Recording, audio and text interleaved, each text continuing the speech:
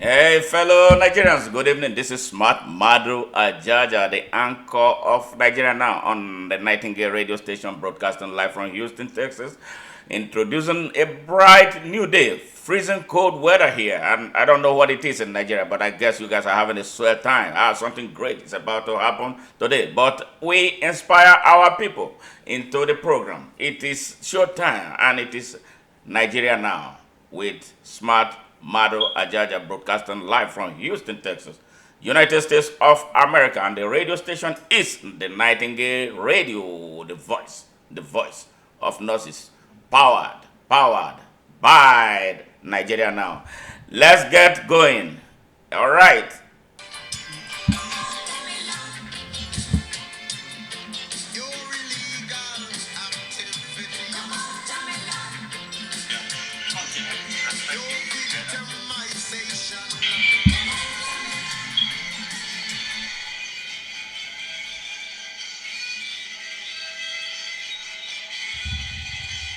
Yes, guess who is going to be in the house today?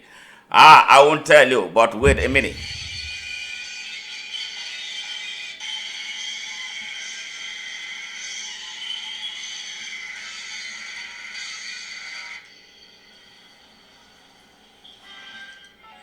fellow Nigerians, this is Smart Madu Ajaja, the presenter of Nigeria Now.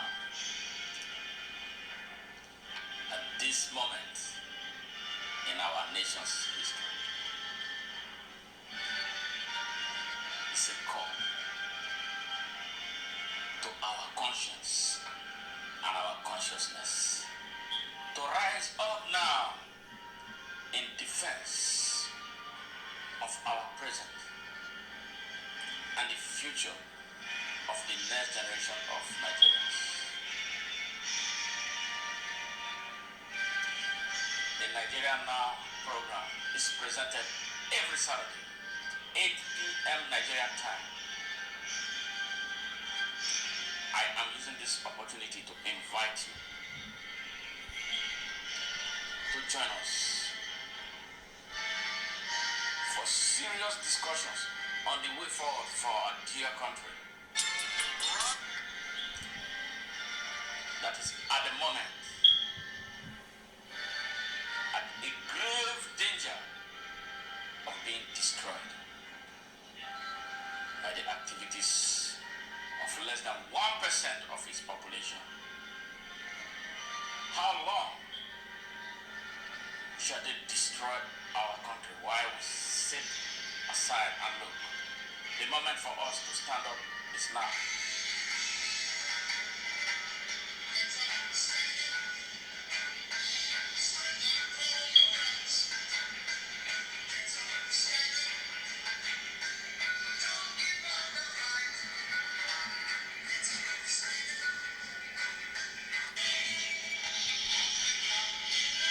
No moment is better than now. No moment is more challenging than now for the people of Africa, the people of Nigeria to come together and hem their country and their continent respectively together. We must rise up and stand against the second colonization of Africa. Get up, stand up, is what this moment calls for.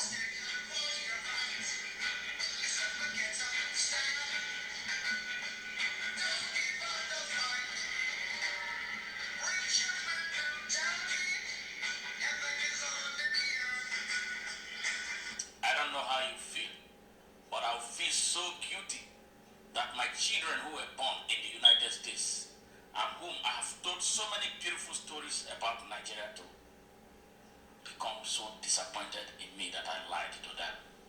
The moment for us to get together and fight this battle is now.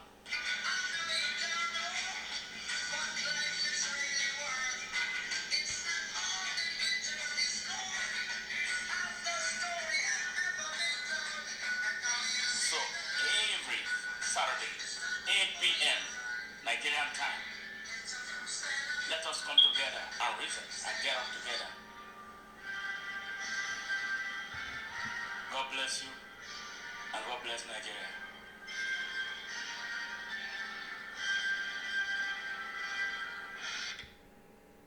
Yes, God bless Nigeria. Yes, this is Smart Mado Ajaja. A little bit about me.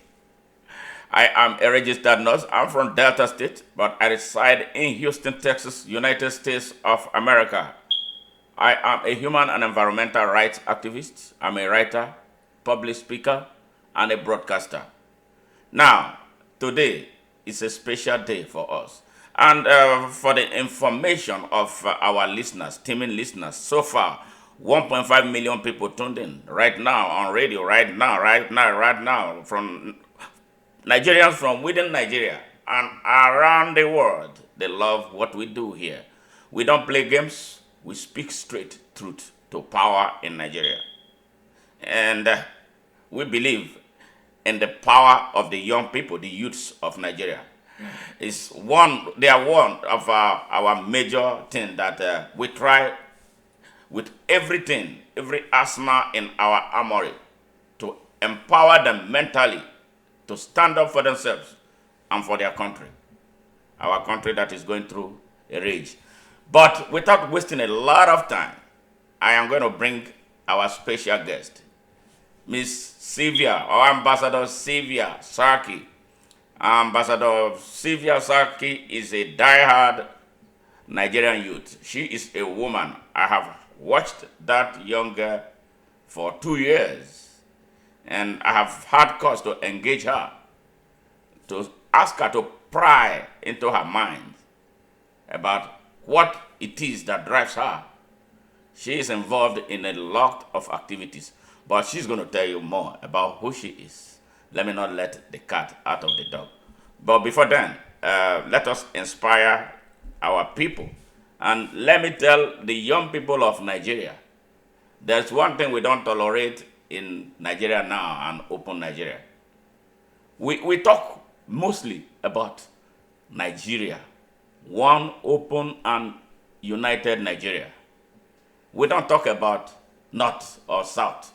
Because anytime you talk about the North or the South, you are removing a lot from your citizenship of Nigeria. It means like you are not a Nigerian.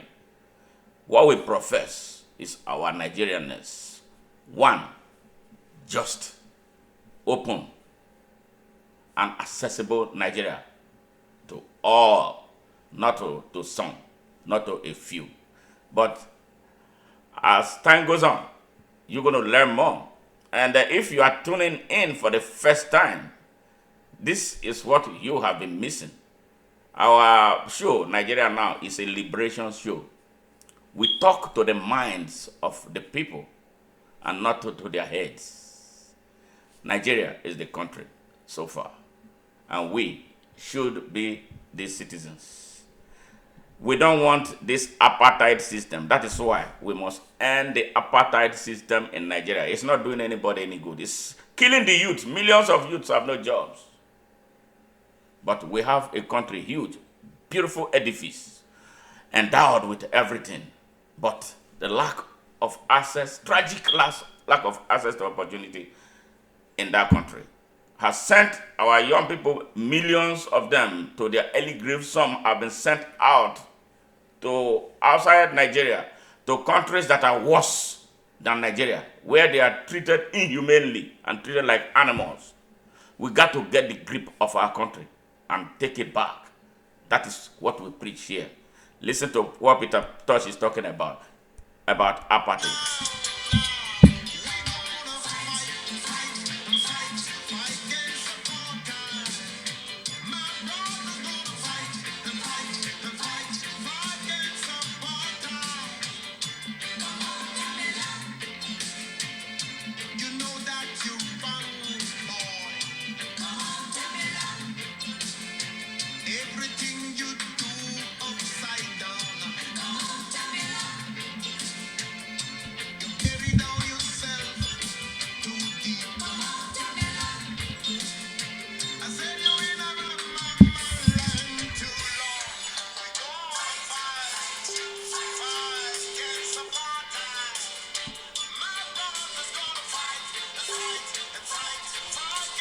Hey, welcome to Nigeria now on Nightingale Radio Station, broadcasting live from Houston, Texas, United States of America. How are you, Syvia? Good evening. All right, good evening, and please, you are now, as we speak right now, there are about 2 million Nigerians listening to you from within Nigeria and around the world. Please, can you introduce yourself to them? Wow. It's a pleasure. Good evening. My name is Ambassador Syvia Sarki. Good evening. Why I'm saying good evening because here in Nigeria is evening. I believe it's not the same time where you are, but it's nice being on this platform. I wish we're enjoying our time here. Great. Now, Syvia Sarki. Who is Syvia Sarki? What makes you Syvia Sarki? Oh, Syvia Sarki is how will I start it? You know, we women, we need to start appreciating ourselves. We're saying Sylvia Sarki is a beautiful woman, a virtuous woman. She's an intelligent woman, a smart woman, a straightforward person. Sylvia Sarki, once you see her, you know there's great Nigeria in her. And that's what I want to bring out for my fellow youth out there to see that we have a great country and we need to join hands together to see that we make it perfect.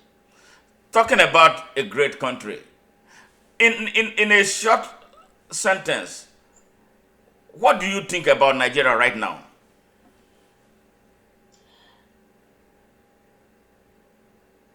About Nigeria right now, I can't just conclude myself because when I want to talk about it, it's a collective issue right here.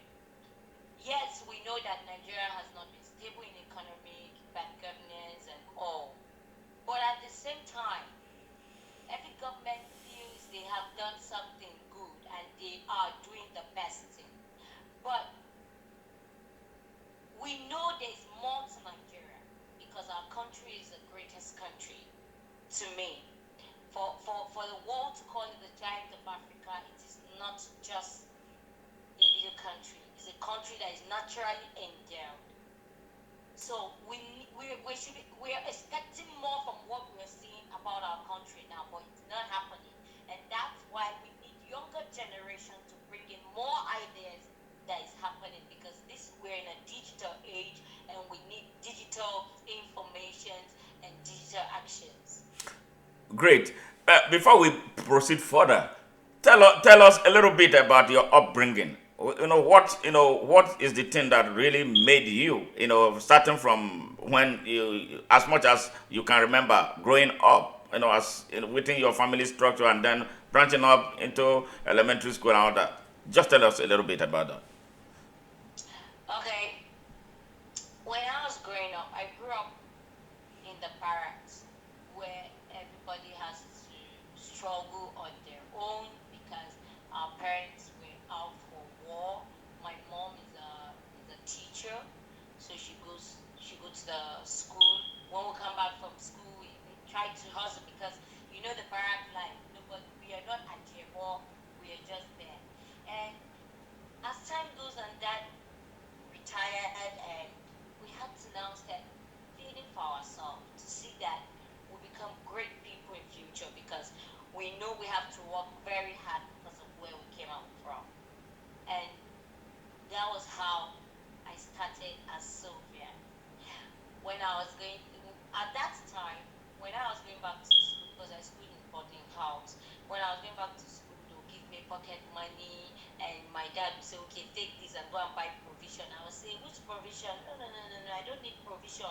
This money you've given me for provision, as I'm going, I'll stop at the market. I'll try and buy lip gloss, try and buy some underwears for young ladies. That if I go back to school, I want to sell this in the hostel so that I can get more income and Wow. it's enough money to support me." Yes. So Wow. that I grew up with that. In the school, everybody knows me a businesswoman since I was small. As an I'm going, "Sylvia, do you have new designs of underwear?" They say, "Yes, come and see it." And that is my pocket money, but I feel I have enough. The school is giving us enough food. Wow.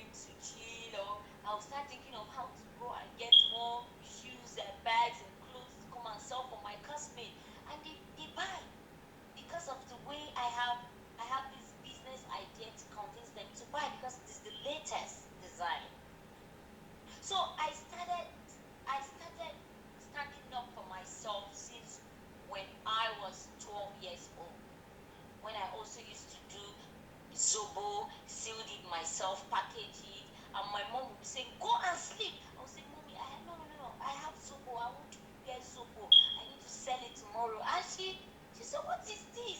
Is it that you're not eating well?" I said, "No, Mommy, I need to be strong and I need to start now." Wow. So I started at that age and I struggled. And that is why I don't see any reason for any young person out there to tell me that he cannot make it in life because he came out from a poor family. No, there is no reason.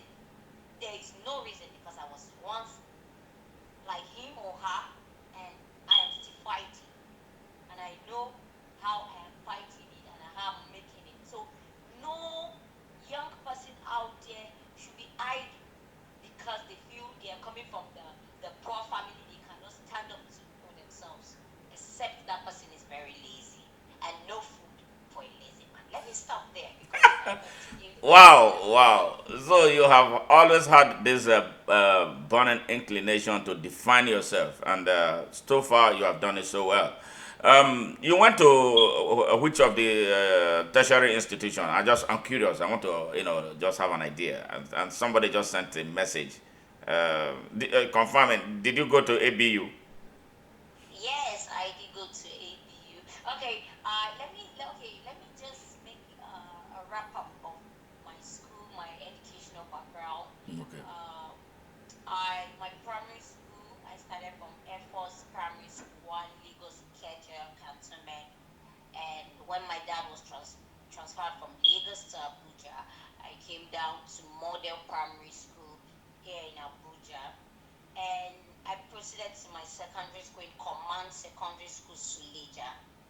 Hmm. As then is a military school too. Then from Command, I got an admission in the Federal College of Education, Zaria. From there, I proceeded. I got my degree in Amadou Bello University, Zaria. And I'm not still stopping there. I'm furthering because I'm also doing my master's in Nigerian Defense Academy. Wow. Wow. Awesome. Now, you had this very strong military background, bara background. I had a little bit of it, but not because my father was a soldier. What was life like? Typical barrack life. I just want to, capture that experience again. I've, forgotten certain things about them. So you who lived through it, knew clearly. Tell me a little bit more, or tell us a little bit more about a typical life in the barrack, with reference to what the school structure like, the command school and the elementary school, the high school that was all military with military foundations. What were they like? Are they the same thing as the regular public schools? No.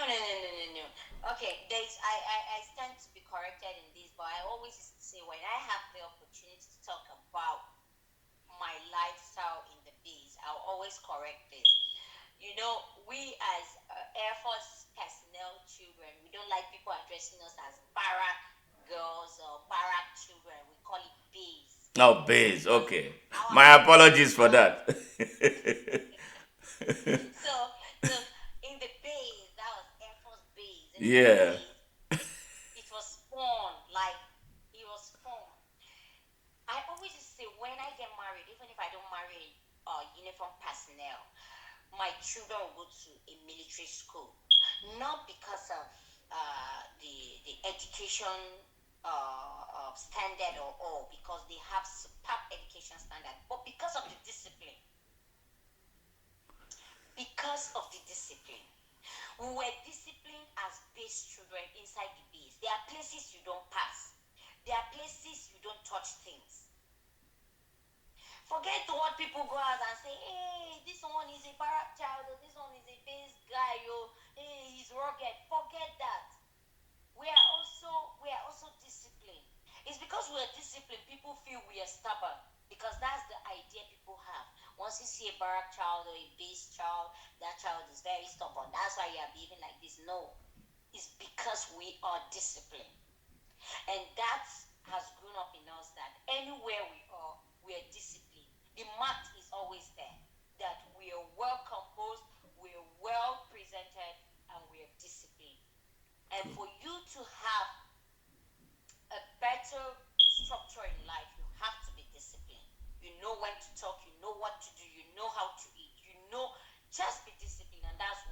this life has taught me. And I'm so happy. I am proud to be a peace girl. So if you're there listening and you have not enrolled your child in any military institution, please try and do so, because it is very, very important for your child to have this discipline. Wow. I don't know if I've been able to answer Yeah, your question. you addressed it correctly. Thank you. Now, were you a student leader in all the tertiary institutions that you attended? Yes. In my primary school, I was I was a game prefect, something like that. Yeah. In my in my primary school, I was a is it? Social prefect. Sorry. Okay. Then in my secondary school, I was the game prefect. Then in my high institution, I was a comrade, a student activist. Okay. I was a comrade in the school, did student unionism. From my NCE to my degree, I was there representing. Till now, I am still representing all over from Nigeria here. Great, great. I spoke with you once. You seem to be a very strong youth advocate with with some details attached to fighting for the rights of women. What is it about? What tell me more about that, or tell us about that. What is this thing that Okay. fires you? Yes. I'll just give a small story about that. During my university days, I was trying to contest for a position, and one of the leaders then told me, "Oh no, Sylvia, we can't give you this position because you're not loyal." And I said, "What? I'm not loyal. In what aspect? I've been going, I've been following through the unionism. I've been with you people for over these years. So what is the loyalty all about? Is it that I'm just a JJC in this, or I'm just coming in?" And he said, "No, you're not loyal. When people are toasting you, you will not agree. What is it that you are hiding that other people cannot give us?" And I said, "What?" I went back to my room. I cried. I said, "Which organization will I call out for to fight for me? I know I can handle this position, and I know I'm going to do well if I'm given this opportunity. But the stakeholders, the people involved, are stopping me because they want my body." I cried over the night, but there was nothing I could do. There was no help around. Who will I explain this to that will understand me? And I said, once I have an opportunity, I will save millions of ladies out there who also have once passed through what I've gone through, to bring out what they have in them without offering their body to anybody. No stakeholder, no leader will touch them, and they'll be able to bring out what they have in them. And that was how I started. When I was strong enough to fight, I fought a battle that I am proud of. That today I am the president of all Nigerian female students. Not just that, I am the National Youth Coordinator, National Council for Women's Society Nigeria. Not just that, I am the National Director of Our Nation First. A lot of positions there. I am the National Director. I am the National Youth Leader. It is because of just that little story. To someone, it is just a story. Somebody listening, it is just a drama. To you, what is it like? But to me, it was the torture in my life that I needed to correct and help other young women out there. Thank you. Yeah, there's a caller. It's Caroline Wangwo. I'm gonna add you to this call. Just send me a message to let me know if you want to make a contribution to this discourse, so I can get you on board while this interview is going on. Listeners from within Nigeria and around the world, this is Nigeria Now on Nightingale Radio Station, a product of the Open Nigeria Consciousness. We have been interviewing a young patriotic Nigerian lady by the name Syvia Sarki, and she is so much, a lot. She has a lot of feathers on her heart. She's the person we have been talking to. So you know how to get to us. If you are here already listening, please share this message. Share the link to this radio station with your friends, family members from within Nigeria and around the world. Sylvia, we are back to you. You made some very, very important revelations, and it touched me because I'm a father of two young, growing ladies. Gender repression in Nigeria. Gender repression is a huge issue in Nigeria. As a young female activist who has fought some battles with some more to fight, what can you do to bring a national coalition to end, to minimize this, if not totally end gender repression in Nigeria?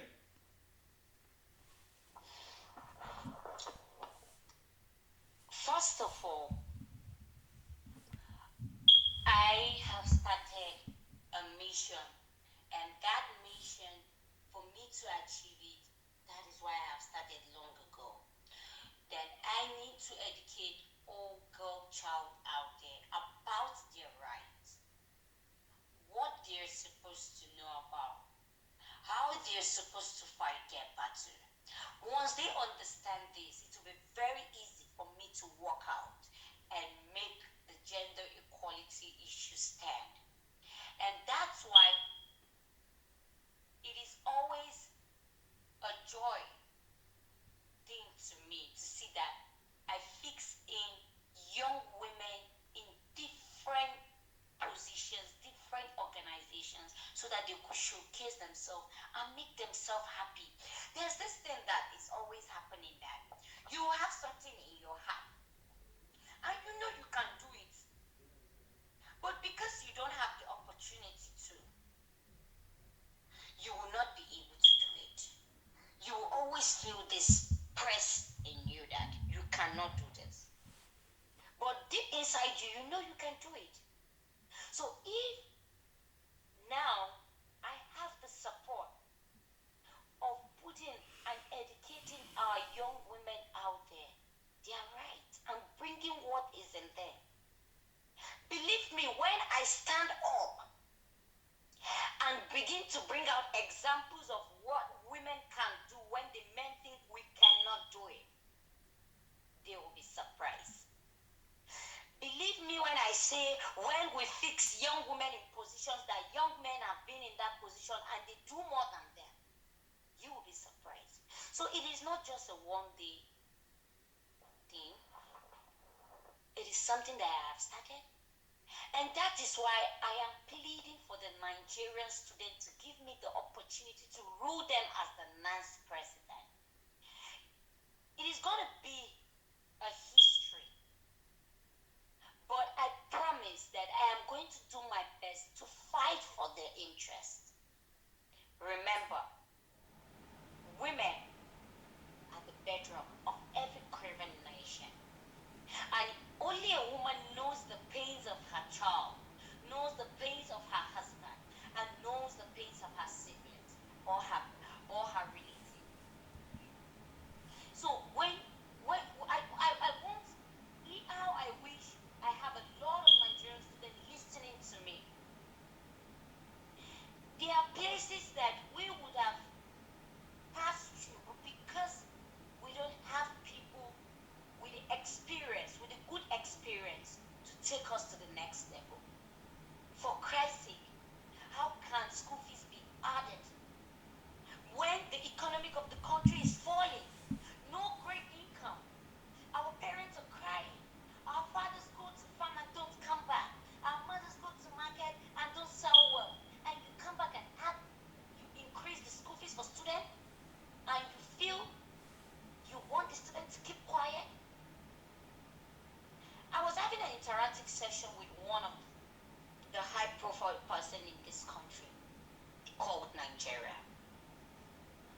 he was telling me, wow, Ahmadu Bello University, he graduated from Ahmadu Bello University.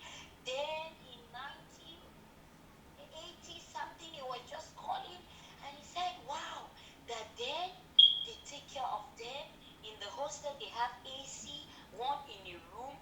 That they even know if you don't have what to eat, they feed them. There is where you go if you don't have the transport money to go back for vacation, you go, they'll assist you money. And I said, Your Excellency, sir, so what happened now? So you people decide to punish us, this generation? What have we done? Then what was his answer? What did he say? Then, oh my God, he looked at me and laughed and said, Sylvia, you would not understand. I now answered him, I said, Your Excellency, how will I understand when people put greed in your heart and you're punishing us, young generation? Your generation, you enjoyed it. And that is why you're in the position you are today. For Christ's sake, what are you now projecting us to be in our own generation? We are suffering to go to school. We're suffering to listen to what the lecturers are telling us so that we can grab and be able to practice it.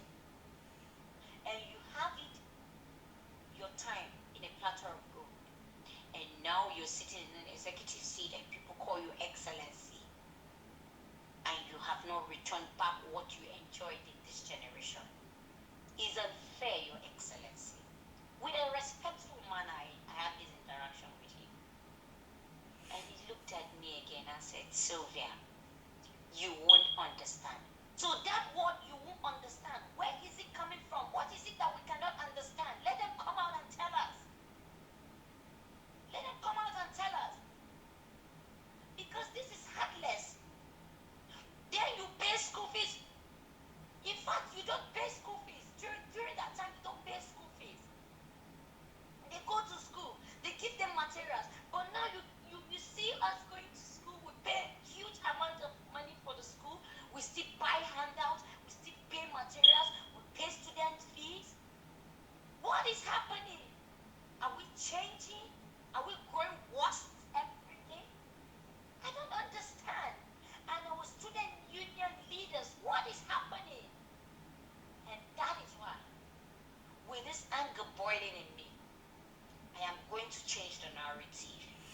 And it's going to be hot to anybody out there who has stepped on many toes to keep quiet, to step on many, many dirty games, to keep quiet and not fight for the interests of the students who have voted him. It will not be funny, because I will follow any case to the end, because I am standing for the student, not just female student this time around, but Nigerian student. An angry woman, a strong woman, a tough woman is coming out, and I am not giving up because I'm coming out with the hottest fire in me. Thank you, Syvia. Let's just take a few minutes break while listeners ruminate over what you have said. This is an inspiring interview about one of the hottest I've had in recent times. We'll be right back. Doing a lot of interesting music. He's a producer, a songwriter, and a multi-talented instrumentalist. Each time we come together, music happens. And today we did a song titled I've Got to Have My Freedom Now, because Nigeria is calling. Enjoy it. This music is dedicated to Nigerians who are held in shackles of the darkness of ignorance, poverty, and squalor. Nigerians, you got to get up and stand up.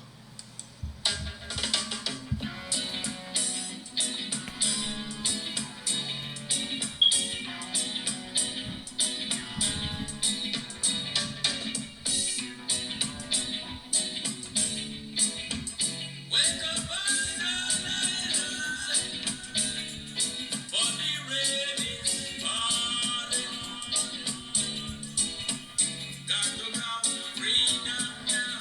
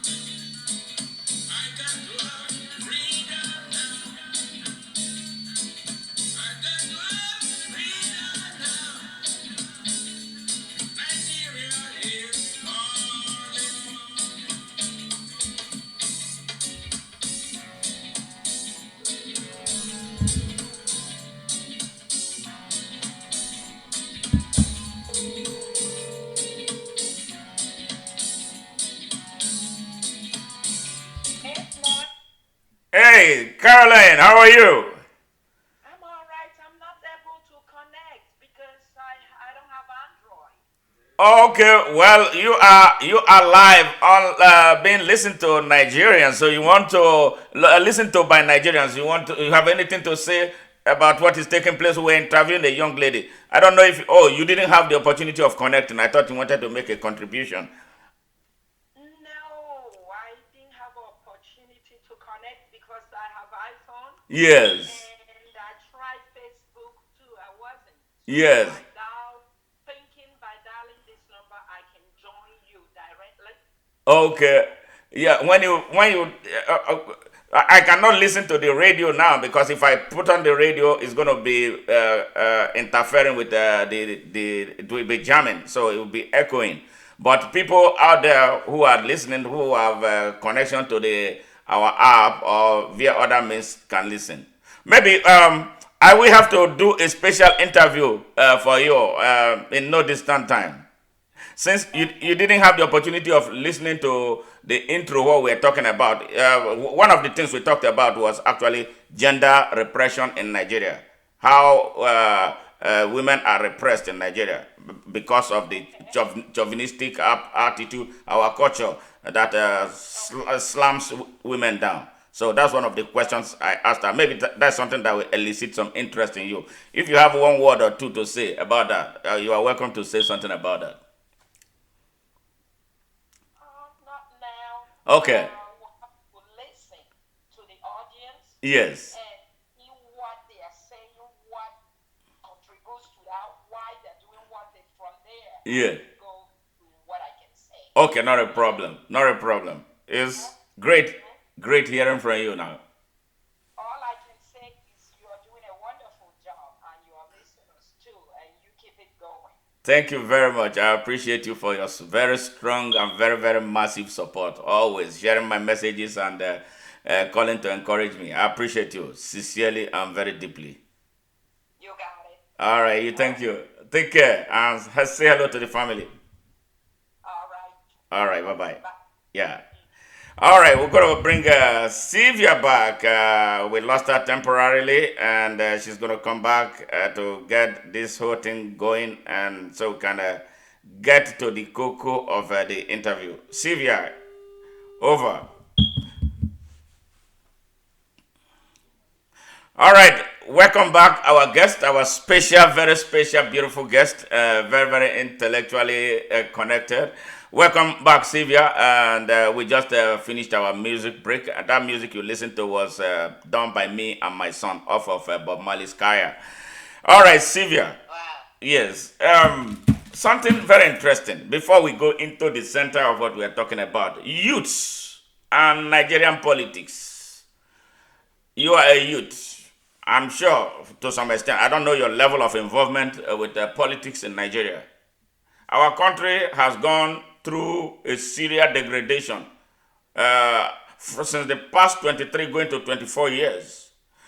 With the youths of Nigeria at the heart of what is taking place. Can you tell me why the youths of Nigeria have not been able to come together to end the slide, the dangerous slide in the fortune of Nigeria, to the extent that now Nigeria is about to be colonized by China? You see, at this point, I will not I will not want to blame any youth Yes. for any decision they take, Hmm.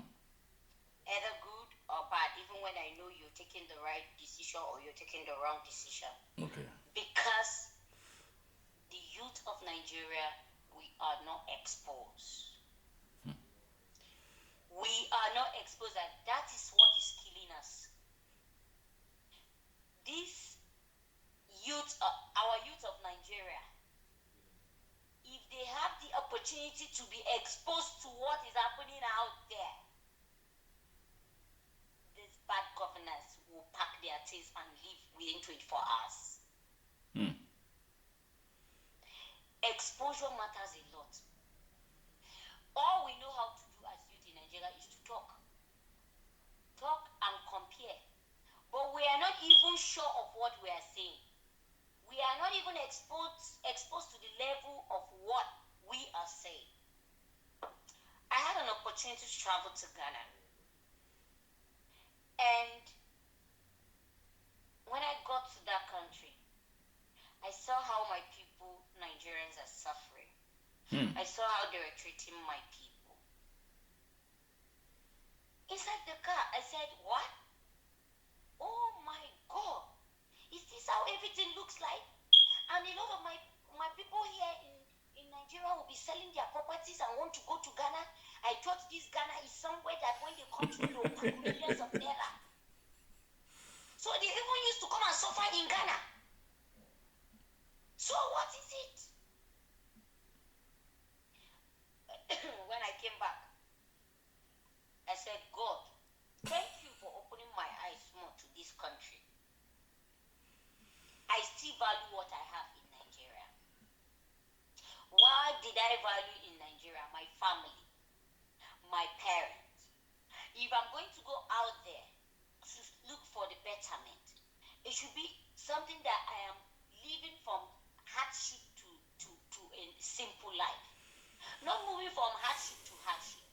So there are other countries that you travel to and you make it in life and very easy. There are other countries that welcome the blacks, that welcome Nigerians with their open hands. But what is the case of Nigerian youth today? Is the exposure. You find out that they put some youth in some positions that they don't even know how to take the decision. They don't even know what happens thereafter. Now the Chinese are coming to invest, and we are happily opening our hands, clapping for them. Oh, thank you, you are making our work easy. Without knowing that a time will come, they will give us conditions, even if they are not giving us now. So tell me how I wish we have a youth that are exposed for a very long time. They are exposed to what is happening.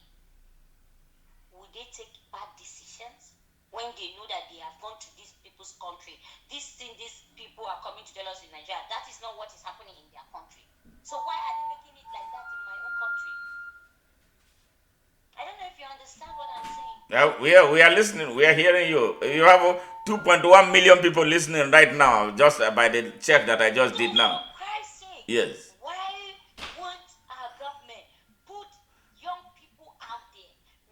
Send them to school, send them to abroad to school. Pay their school fees, let them be on scholarship. Let them go and see what is happening there so that they can come and reflect it here. Why will you pick people from China to come and do a work that young people in Nigeria can do?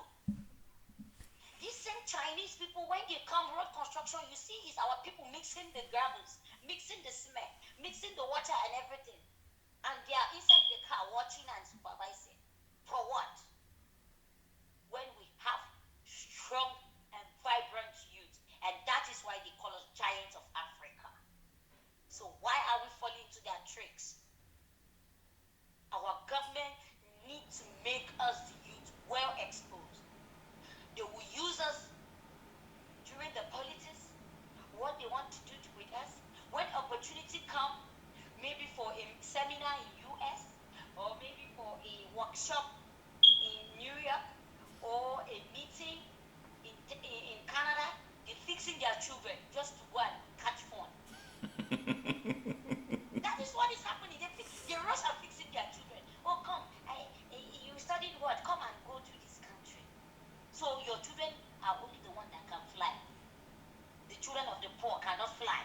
But the children of the poor should come and walk around for you under the sun, the rain, and look for you to get to the top. All this nonsense must stop. All this nonsense must stop. And that is why we need the help of our brothers and sisters out there in diaspora. Please and please, our youth here in Nigeria need to be educated. This fighting each other.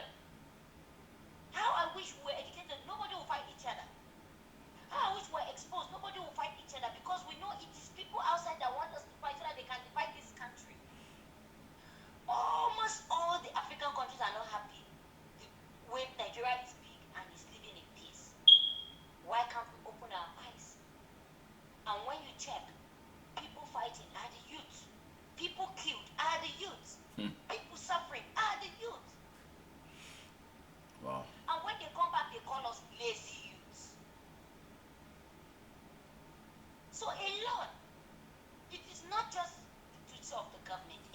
duty of everybody, and that is why I said I will not blame any youth out there, any decision he or she takes, because we are not well exposed. Like me, I have just known the little of Africa. What if I go to other countries and I see what is happening?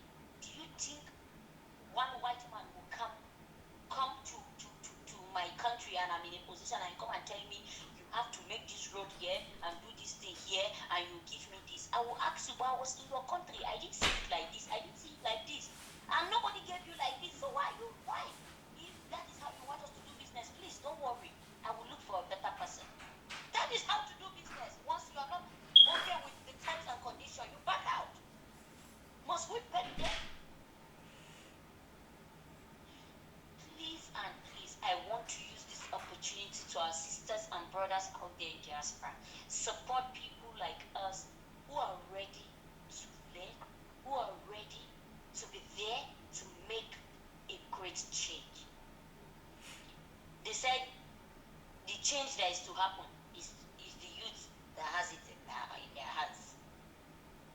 This same youth that you refuse to support with school fees, this same youth that struggle, they follow you up and down just because they want to pay so that you can pay their school fees. I have should I say an uncle. He always used to say, when people come and meet him and beg him, the people from the village, he will tell them, but I used to tell you people to go to school. All these things, somebody will get tired. I will give you today, give you tomorrow. Your wife, give back. I will give you money for naming ceremony. Your wife, give back. I give you money for hospital. You want to marry, I give you money. Go to school.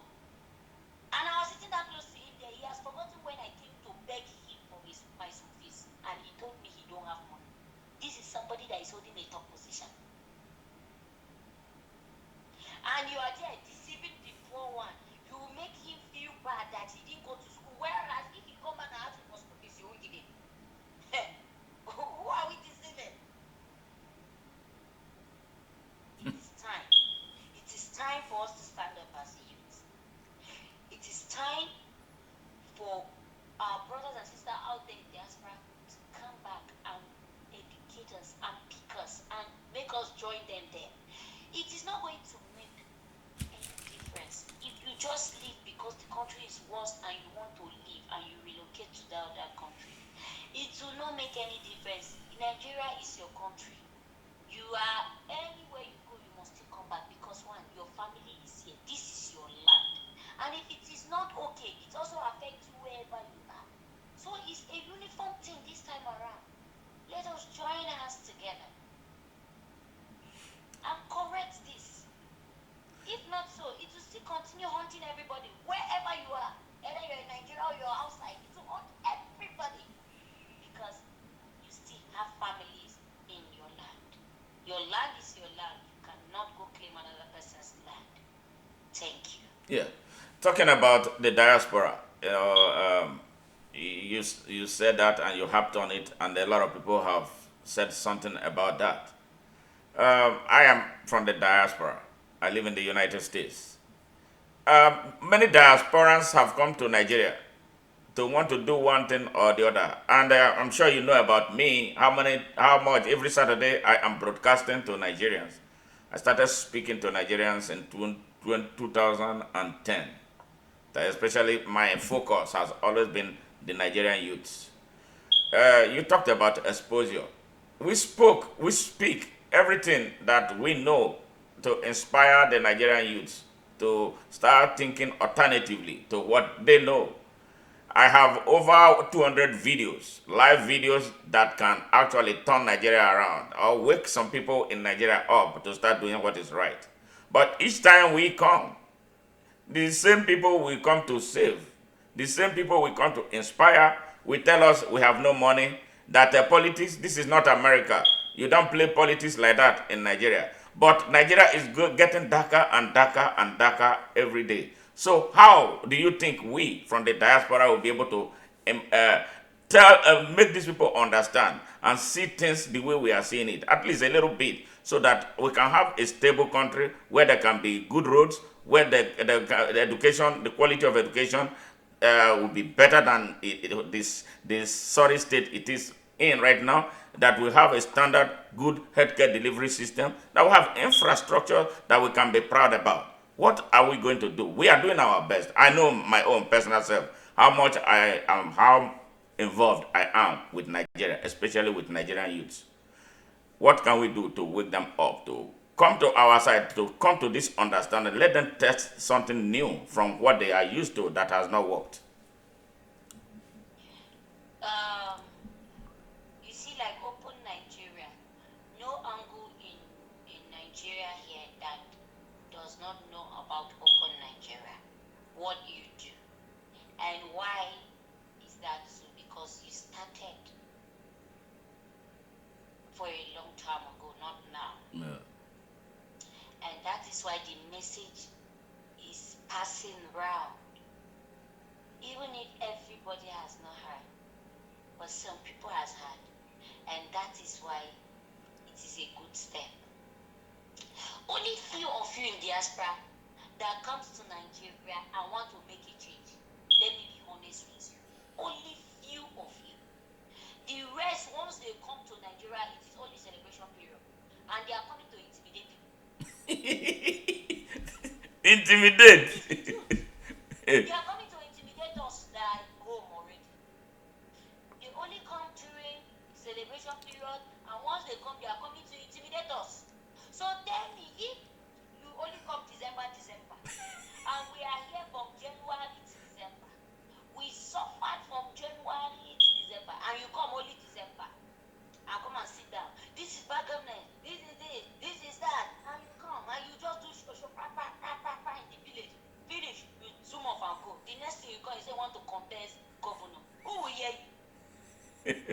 When you just came December, and you did not even make any impact on that January to December. Find time. Calm down. When you come, behave like us, so that you can enter us, so that you can speak the language we understand. That is when you can get us. But once you come that December and you are showing us American style, you are intimidating us. So nothing you will say that I want to hear. All the thing you are saying is your American style. Hey yo, that's what will be here. Hey yo. Hey yo. I'm coming down low so that people will understand. It is the truth I'm telling you. There is a friend of ours, when she come for celebration, hey, we no go hear what. Oh gosh, mosquito. This is the same place you left before you went to that place. You should know how the mosquito used to bite here. I cannot sleep in this compound. There is no light. I'm not used to it. I need to go and book a hotel. Now the same people that you wanted to go to in the country that you want to go, you will now leave and go and sleep in the hotel. Why not pack all of them that one man and book and sleep all of you in that hotel? For Christ's sake, if you come the next time, they will say, do you know that woman? Hey, if she come like this, she used to pack. If she have money, she will just pay. Say, come on, this place I cannot stay, and I cannot go and stay in this other in the hotel. Look, come, let us go. That is to show that you feel their pain, and there is nothing you can do. But the little you can do, you want to also show them that this thing that you are feeling, you are not supposed to be feeling it. Not that when you come during celebration time, you go and book hotel, then you be the same place that you don't want to stay. You'll be telling them to cook food for you from the village and be driving to the hotel to give you. And next time when you come, you want to contest. Who will listen to you? What do you want to tell us when we know you don't even know what is happening? You come and go and sleep in the hotel. You don't know how long we are staying without light. So that when you are talking to the people, it's coming from your heart. That is why I use the word only few of you that come to Nigeria and you know why you are coming to Nigeria. And that is why when you speak, people hear you. Even as you are in diaspora, I know how many students you have been helping through this open Nigeria. I know how many students you have sent back to school. I know how many. I am a living testimony to some that I have seen that you've supported. So what is happening with others there? Are they doing so? Some of them said when they leave this country,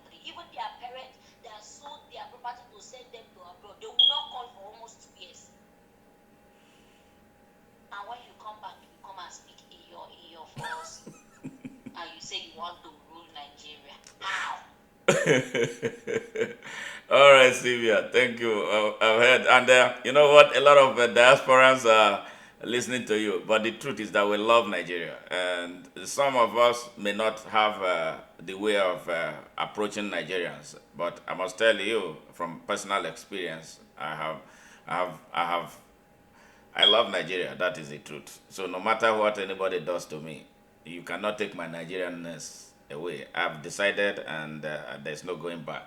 Thank you very much for the encomium. Now let us go to this very, very important issue, because I see a lot of your peers in their thousands are tuning in as we speak. Want to hear you, how you plan to change the dynamics, to change the narrative of a badly battered Nans. What are you going to do if you were elected the next president of now? Just in a very simple, overall, simplified sentence before we go to the details about strategies and what you plan, how you plan to get there. Once I am elected as the Nans president, the narrative is going to change. And how is it going to change? Reduction of school fees, more student admission, and we must make sure we fight for the right of our lecturers and our teachers, for government to make them comfortable so that they can teach us well and give us a good conducive environment so that we can listen well. And to crown it all, my administration, once I am elected as Nans president, must fight for the position that we will sit when the government are sitting to decide for student and education. The president must be on that table. The president of the student must be on the table where government, where teaching staff are there to give decisions for students so that we can chip in, or we can fight for the right of the student there and then. That is where we're getting it wrong. When they finish concluding, they come pass the message for us and they tell us we'll deliberate on it. No, we are deliberating together on the same table before it is being printed out. Great, great, great.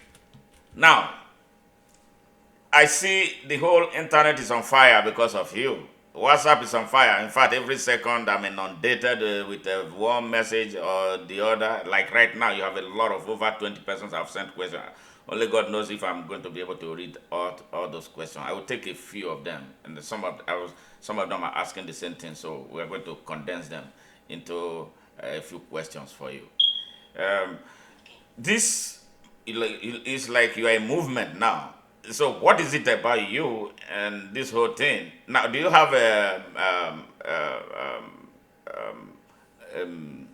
campaign organization or an organizational structure already? How you are going to take on this big and a very historic project? Yes, but before then, I would love to say something. Go ahead. The first time I posted that I want to contest for the position of a Nans president, I saw a comment. A young man made a comment and said, never will it be a history that a woman will rule as a Nans president. And I said, what? And I kept quiet. But that is what is wrong. He was bold enough to tell me what is running through the hearts of men. They see it as a threat that a woman is coming out to contest the position that is not allowed for women. Who said it's not allowed for women?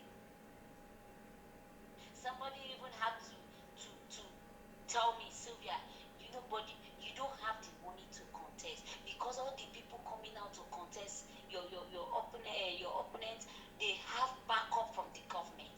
The government is going to support them with money. Each state are going to support.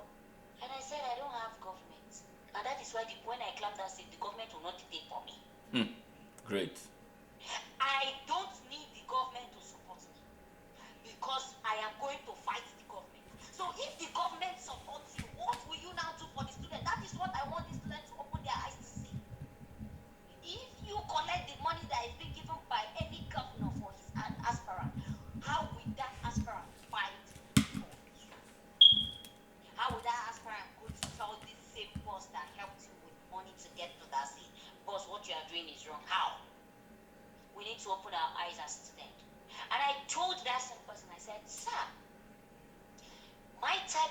campaign I am doing, and I give glory to God. My type of campaign I am doing is a campaign that you people called stakeholders and leaders will contribute money for me to be there. Not me coming to look for money to give you to be there. You will contribute money to facilitate my logistics around the school, to get their problems written down and let me know how they want me to solve it for them once I am the Nans president. And I thank God because of my truthfulness and my sincerity, and how I've been able to open up to anybody who come or call or come across to me. And now I have a strong group. I don't even know how the group was created. All I knew was they added me to the group. My flyers, I see people doing flyers for me, adverts. I don't even know them. These are people that are also angry with what is happening, don't like the system that is happening, and they won't join hands with me. A lot of students, a lot of youth. I'm so surprised. And that was when I knew we are much that are having this fire in us. But because we don't have opportunity, we don't know how to manage. So I am using this opportunity, I am using this media to tell everybody out there who is waiting for Syvia Sarki to come and give him millions of thousands of naira so that he can canvass vote for me. I am telling you now that you will be the one to give me the money so that I can go and do the work for you. I know it is not easy. I know it is not easy. As I'm saying this, some people will be laughing. Oh, this girl is not serious. Oh, this girl don't know what she's doing. You that you are laughing, are you serious? If you're serious, why can't you be a part of the struggle for change? A different narrative of Nans. A Nans that can defend the students. Not a Nans that will always stand by the side of the government, even when the students are hot. We need to start making some corrections here. You call yourself stakeholders. You call yourself leaders of organizations. Are you not supposed to help? Because you're stakeholders. You're leaders. You've been there and you've made it. You've been there and you've been able to put one or two things to order. Let me interject for it. Who are these stakeholders? What makes somebody a stakeholder in a Nans environment? Who are these stakeholders? Why are they stakeholders? Are they students or what? Like, okay, if I can understand if they are students, so they would be stakeholder. Are they students or people who are no longer students? What makes one a stakeholder? This stakeholder you're referring to? Some of them are students. Yes. Some of them are not. And for you to be a stakeholder, you would have fight for the interests of the student at any level. Either you're having a position during the student juniorism, or you've made a struggle. You've made a freedom fight for the students. That makes you a stakeholder. But from the way you are speaking, from a little I've heard from others, these stakeholders at times constitute themselves into obstacles that they should not be, and that you have to pander to their interest in order to get elected. That is why I'm using media. Yes. To talk to them, because some of them are listening to me. That is why I'm using this medium, because it is just like this political arena we are in. Yes, it's a replica of what is happening in the Nigerian political mainstream. It's a terrible culture. Go ahead. Once you don't have a godfather, you cannot get that position. Wow. So you have to go and meet the godfather. Is it only the godfather that is voting? That's the question we should answer ourselves. Is it godfather that will vote that you? Is it not people? Why can't you follow that same people that will vote you? So we give more relevance to stakeholders and godfatherism. And that, in some ways, have helped. In other ways, they have not. And they think they are hurting us, the young generation. They think they are hurting themselves because there's always a word my mom used to tell me. Good name is better than riches. Yes, we need mentorship. Yes, we need someone who have been in that position to guide us because nobody is perfect. We need more ideas. But you should not impose somebody on people that they don't want. That is where stakeholders and godfatherism are making mistake. We call you godfather because we want you to guide us. We call you stakeholders because we want you to tell us, how was it like when you were there? This is happening to me and I heard it happens during your time. How were you able to overcome it? Give me this advice. Give me this advice. Teach me, mentor me. Not when I come, you now ask me how much you hold for hand when you want me, I tell you. How does that sound? So I think the godfatherism and the stakeholders issue are being mixed up and turned up somehow, and they need to start making it clear. Some people are getting it right there, and some are getting it wrong. Wow. Yes, we are aware. We're here. I wanted to confirm the use of money heavily in campus politics. One student just said, he said it's worse than what is happening in Nigeria. He said it's a total disgrace. That is why Nigerian students cannot come together and achieve anything through NAM. He said, the young man said, NAM is the most corrupt organization, student body in Nigeria. It's a terrible place to be.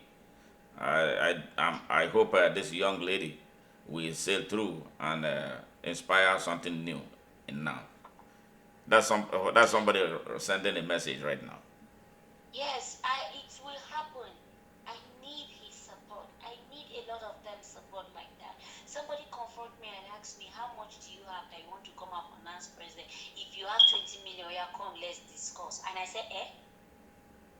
He said, yes. If you have 20 million, come and sit down, let's discuss. He has not said, give me photo. He said, let's discuss. I said, what? That's serious. So if I have 20 million, I will now go and contest for Nans. That means I'm going to make like 100 million then when I get to Nans. If not so, why am I taking 20 million to contest for Nans? I thought that position was for a fighter that will fight for students, not a position that you go and make money. Make money that you will not even understand. What that person is saying, he will have his reasons and he will have his evidence. So I cannot say he is right or he is wrong. But what if he is right? What if that is right? It depends on students. It depends on the student. The power is in the hands of the student. The student can change the narrative if they want to. I am making myself as a servant. I am coming to serve them. I am coming for them to send me to the government and I go fight for them and I bring good result for them. That's the fighter I am. I am a warrior. Great. I am not going to sit and take coffee and come back. I am going there to talk to who is ready to listen or will change the narrative for them. And it is all by the grace of God and the strength of the student. Now, the next thing, before one major one, corruption among student leaders in Nigeria is tearing the student body, especially NAM, down. NAM has a very bad reputation. What can you do to change this terrible image that NAM has? Very terrible. It is just the same thing like what I've been saying. Once somebody has 20 million million to contest for a Nans position. What do you expect from that person once he's coming down? That is the corruption. That is the corruption. Somebody confront me and say, if you have 20 million, come, let's sit down. That is the corruption. You want to tell me, for Christ's sake, I am a student, where will I have 20 million? Maybe from your godfather. And it is 20 million. It's not people, a money that somebody can hear and say, oh, it's the money that when somebody hear that money, they'll just pass you say 20 million for a Nans position. It is corruption. So the student needs to know that. And I cannot do it alone except with them. It is not money this time around, but it is what this person has to deliver. Can this person go to talk for interest? Let me give you an example. This just happened last month. I won't mention the name of the institution, but if some students are online, they will know that this is the truth and this is what happened. There's a school in Nigeria, they increase school fees, accommodation. And when I saw the list, I saw hostel accommodation, 150,000, 120,000, 60,000, 50,000. The lowest was 30,000. I say, God. Student accommodation, not a guest house. So a student who is hawking to pay her school fees should also continue hawking to pay accommodation in the school for such amount of money. And when they brought that notice to me, because I am the president of the female student, I said there's nothing I can do because I am not a Nans president, but what I can do is for my female students. I said I'll have to fight for the female accommodation. If the male accommodation wants to be the way it is left for the Nans president. It's not that he has not seen it, and they've seen it, but it's left for them. I don't know what decision they want to take. But my own, I have to play my own role. Before I was talking to people to see how we can go into the school and know what is the reason why. It was a good reason why they should do like that. The next thing, that same school, I now heard that the vice president of the school wants to collect female dues.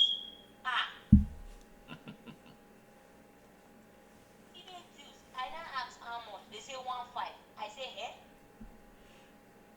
1.5. And I say, approximately calculate with the numbers, with the way you see the crowd of female students in that school. Once they are paying 1.15, how much do you think this vice president is going to get at the round up? They were telling me 32 million. I say, female dues. I said, who approved that? They said the school management. I said, where they told me from the day. I said, I can't take this rubbish. This is same student that we got accommodation increment and we're trying to enter to fight for them, not knowing that they are even happy with what they saw and they are trying to collect more money from students again. Do you understand what I'm saying? Mm-hmm. And I was weak to fight for accommodation again because I said there's no need. Because how would I be fighting for accommodation with people that did not even see reasons that this accommodation needs to be reduced? They want to collect another money again. But what I stand for was that female dues that it will not be paid. Why are you paying female dues for? For what? Is it their fault that they are female students? Don't they pay student dues in the school fees bill? So why are they paying female dues? For what? Separate? Are you sharing sanitary pad every day for them or what? And when I found out, it was committee within the same student that formed that thing. And immediately I called the student. I spoke to her because she was a female student. I said, for Christ's sake, as your national president, have I ever told you to pay a dues to me? She said, no. I said, so why are you collecting dues from female students in your school? She told me, Ma, I want to be doing different programs. I said, are they not paying student dues in the school? If you have a program, write to the school, they will give you support. If they don't give you support, call me. Because you have paid student dues to the school. And their right is for them to checkmate that this money they are giving you for this program, you are going to do it. Except you don't want to do the program and you are lying. I thought I was talking to a disciplined student that also understands the feeling of what I passed through when I was in school, because I paid my school fees throughout. When I come to the house, sell, do my business, I gather my school fees. When I go to school, I pay my school fees.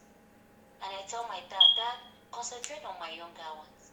I thought that was the same way she will feel, because she's also going to a federal school. I believe if her parents have the huge money, they'll take her to a private university, not a federal school that will always have strike up and down. In conclusion, the girl refused, and I had to call the dean, the deputy dean student affairs, so that I won't break protocols. And the deputy dean told me that it is not from them, it is from the same student that said they want to be collected. And I told the deputy dean, why will you approve that? And he said, yes, truly, they didn't see the amount that is 1.5. 1.5 is too much. Maybe they'll reduce it to 500. I said, nothing like reduce. They are not paying anything. I gave them time, 2 days, for them to rectify nothing. And I called the dean of the school. I said, what is it that I'm hearing? What is this? Please, we cannot accept that. Cancel that. Not anything like female dues. And the dean told me, no, it's from the student. I said, you are a dean, you are a father, you are supposed to guide them. Why will you agree for them to dupe students for female dues? For what? What kind of program? Are they going to accommodate these students? For what? For Christ's sake?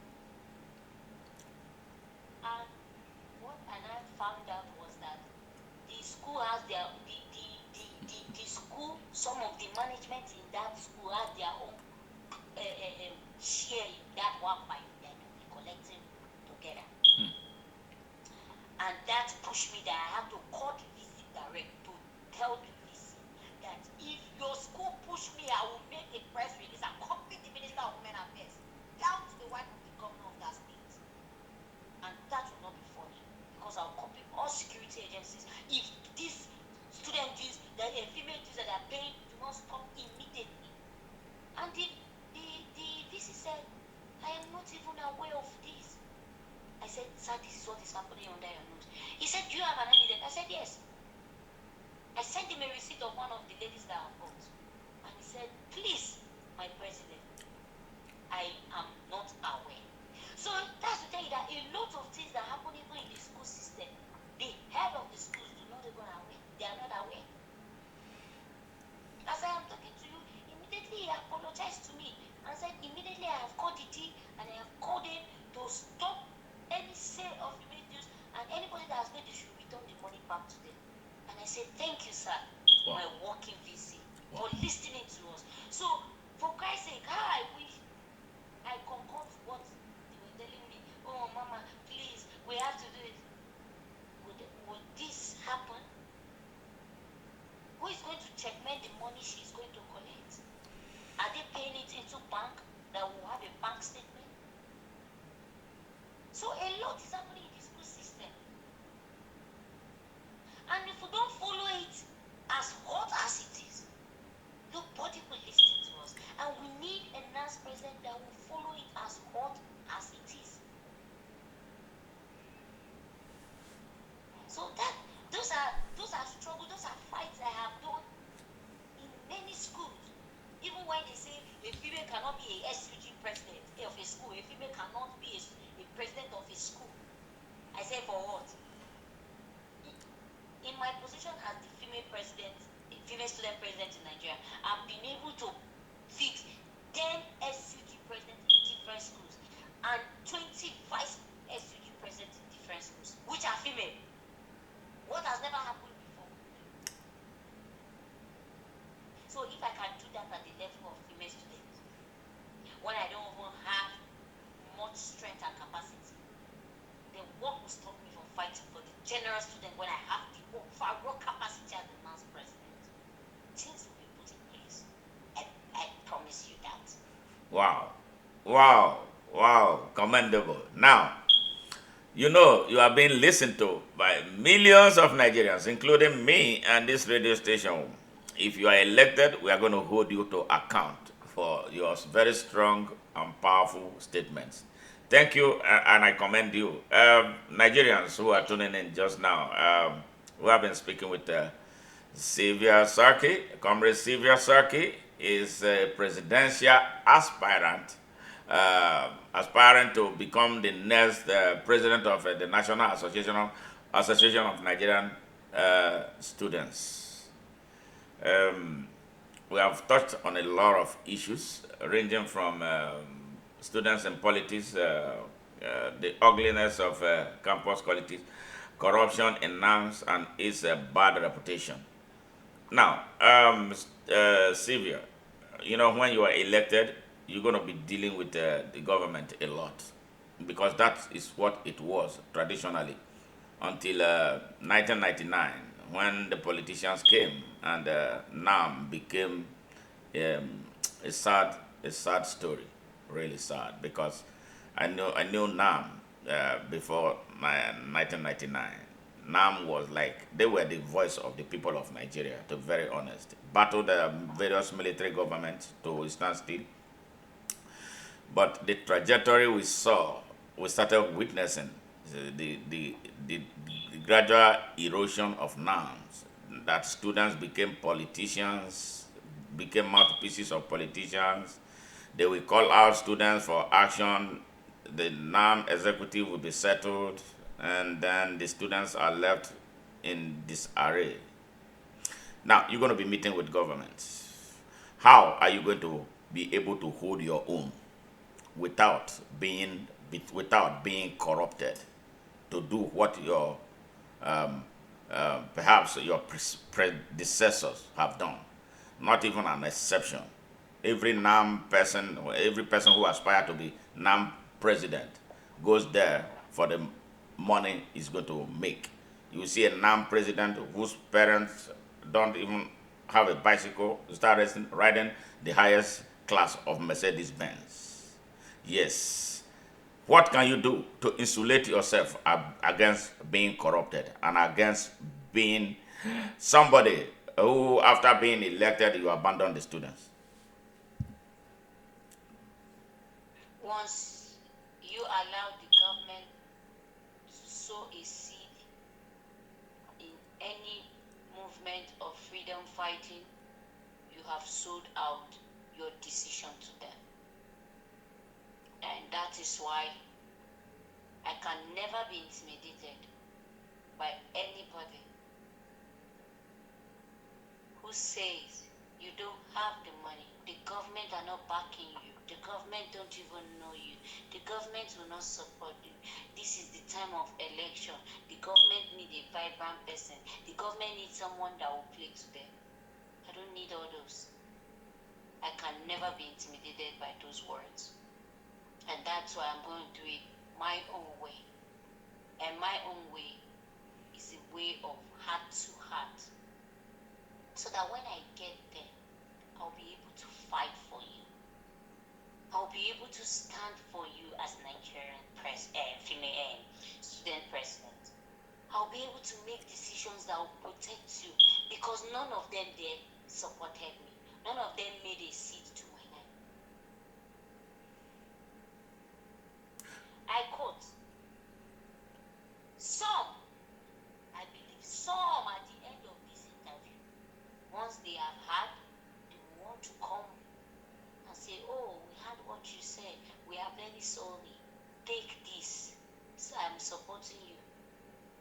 You are supporting me to be number, but when you do bad, I will tell you. I will stand for the student. I am saying it again. If I did it during my school days, as I'm still doing it now, as I'm still schooling, and I will still do it as I'll be the next president, I don't see what will stop me. I don't see it because it's part of me. Even in my lifestyle, it is there with me. You are my friend, yes, you give me food, I eat. Once you do me bad, I will tell you. I won't lie to you, I will tell you because I'm a straightforward person. So I have done it as a president of female student, and I have known how to tackle and deal with the government. So what I need to just add more to the skills of what I have to fight for the interests of the student, not for the government. It will be open. Everything will be open. Everybody will see. So it is not something that is hidden. Syvia will fight for the interests of the student as I've always been doing, and I will continue to do that. Thank you. Thank you so much for that response. Now, one very important thing. I don't know how important it is. Just annoying that you gain admission into a Nigerian higher institution. You're only sure about the day you started, but you cannot be certain about when you'll be graduating because of incessant and indiscriminate strike actions in those colleges and universities. What can you do as a student? Because I know students have the power to turn a lot of things around in Nigeria. What can you do to bring this spate of industrial actions in Nigeria to a conclusive end? We are tired. It's so disgusting, so annoying. And more so that the people who lead the country, majority of them, including the children of vice chancellors of universities, have all their children schooling outside the country. But the schools that they superintend, the schools in which they are presidents, governors, members of the national and state assemblies, are mostly closed. What can be done to decisively address this menace? Good representation. That is why I said, when decisions are being taken, our representation as Nans president needs to be on that table. Not when the decision has been taken and they now publish it, we now start fighting. We need to let these people know that anytime you are taking decision on behalf of students, we want to be there. Our leaders have to be there. And that is the most important thing to me right now, that any decision the government wants to take on students, we have to be there. All this strike and this, we will define it out for them. It's because we are not always there. And they think it's easy for them to go on strike. It's because there is nobody there to talk to them once they are talking. It's when they finish talking and they come out and tell us this is what we concluded. Why? Then why do we have a student representative? You are making decisions for students and a student representative is not there? How does that happen? So, my administration is fighting more. The student representatives have to be where they are supposed to be representing any decision that concerns students. The student representatives have to be there. Even if it is the president of the country that wants to make decision for students, he has to call the student representative to that seat, so that that student representative can talk on behalf of the student, not a professor or a lecturer that will come and talk on behalf of us. Why are they going for strike? We know what is happening in the universities. So once they give any point that it is not valid, we let them know that no. You can't say that. You are crying of money, you are not telling us. But how many times in our school we have many lecturers? Look, we can give facts of a lot of professors and lecturers that don't even enter class. All they do is to do online, and they tell you go and get the go and get the material online. See you during the exam. And you want them to increase your salary. How? Okay, one very important thing. The way schools are run in Nigeria, especially the tertiary institutions, are so archaic. I live in a different country where schools are run very differently. Schools here are nearly completely independent of control by government. Government provides regulations. The school authorities decide how they want the best interest of the students and the workers there, how schools are run, as opposed to what is it is in Nigeria, where the government controls everything and then they don't control it well. You see, it is so painful to see a professor earning less than a tout who, unfortunately, sadly for the country, becomes a member of House of Representative, a senator, or even a governor, and some a president. These people come with their intellects, years of studies, years of research, and you pay them peanuts and expect a stellar performance from them. And you don't give them the independence to be the best they can be in their various disciplines. It's one of the problems Nigeria has. Will you, knowing all this now, join hands with the professors or the university system or whatever system to correct this malaise that has held Nigerian educational system in bondage, so that teaching and learning will start taking place in Nigeria against what it is right now?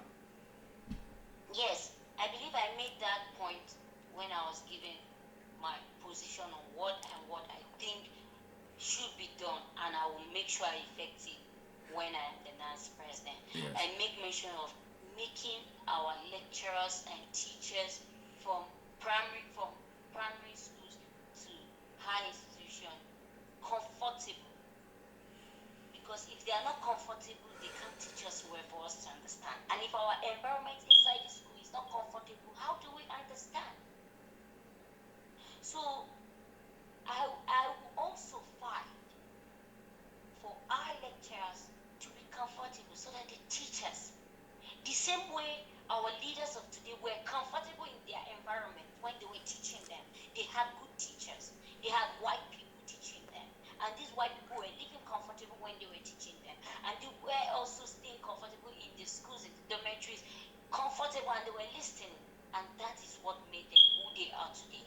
So if they want a better us, they should make everything comfortable at the educational system. And I will also, during my administration, try and see how I can fight and plead with the government to bring in a summer section to our federal universities and schools, government school. We need to have a summer section to meet up, because sometimes this strike of a thing affects a lot of students. You're supposed to use 4 years to graduate, but at the end of it, you use 6 years to graduate. So we need to introduce summer class so that people can meet up. A lot of Nigerian students out there, one way or the other, sometimes have carryovers, and they have to wait till the next year to write this carryover. If it is not fraud, if it is not cheat, something that person has enough time to write that same year. So let us make provision of summer class so that once such mistake is happening, so that we'll have a lot of space to accommodate the next generation coming in. A lot of our youth are still there that have not gotten admission to schools. Why? They say Porter is closed. We need only 100 students in our school. This one say we need only 50. We need people with the cutoff mark from this and this. Why is all this? Is because of the environment is not conducive anymore. The crowd is too much. So for us to reduce this crowd, let's also bring in summer classes that we can meet up, that we can have this standard with the same in abroad, if not more than. Thank you. Wow. All right. Critical question. You know it. I know it. We all know it. It has become a national security issue in Nigeria. Cultism on university or tertiary institution campuses that is now spilling into the mainstream Nigeria. Cultism. What are you going to do to address the issue of cultism in campuses across our country if elected president of Nans? The The funniest part is when you check people who are cultists in school. When you check people who are cultists in school, you find out that there are people that never had the idea of cultists out there. They go to school and they are now part of it. So if the students are engaged with school activities, where will they have that time for cultists? And that is why I said I will try my possible so that we introduce summer class. Because some of these cultists, because of their tired, frustration, joblessness, lead them to have time to go and do cultist activities. If you don't have enough time to read your book, will you not have the great time to say you are going to do cultists? So I believe a lot of people are joining cultists. Some of them, it is not their wish.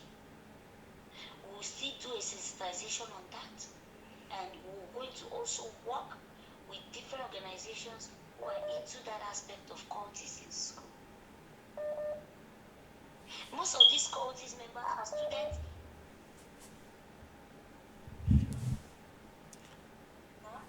Hello, Edith. I'm on radio. Can we talk later? Sorry. Yeah.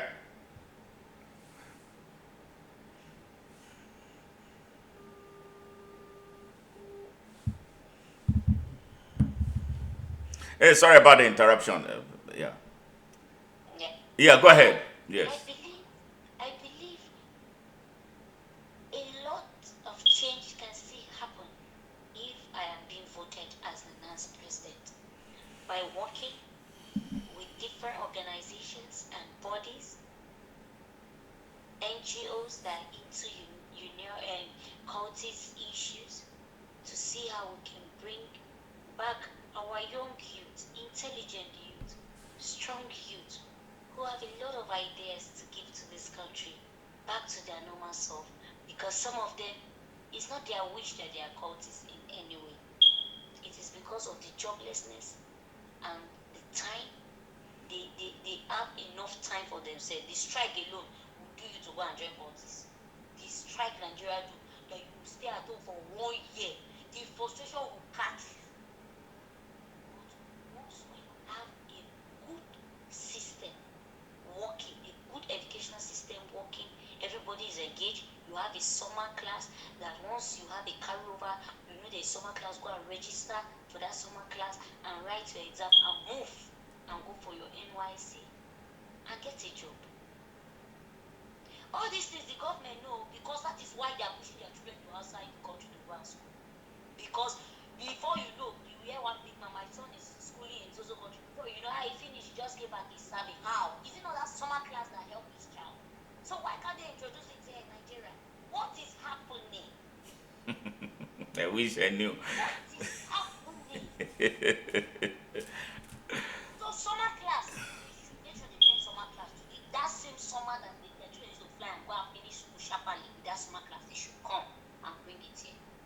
Let us also start that summer class. Because it's even us that need the summer class because of the strike. So anybody that cannot meet up can do his summer classes.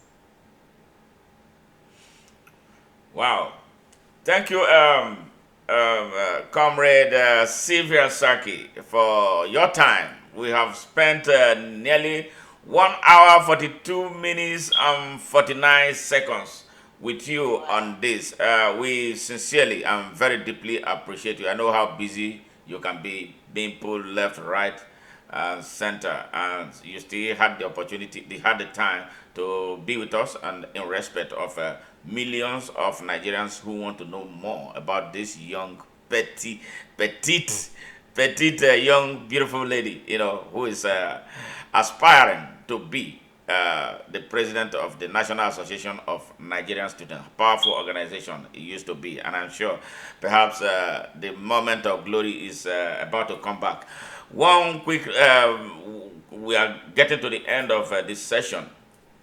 Political appointments, state governors, reserve political positions for youths. And some of them, they say SA, Students Affairs.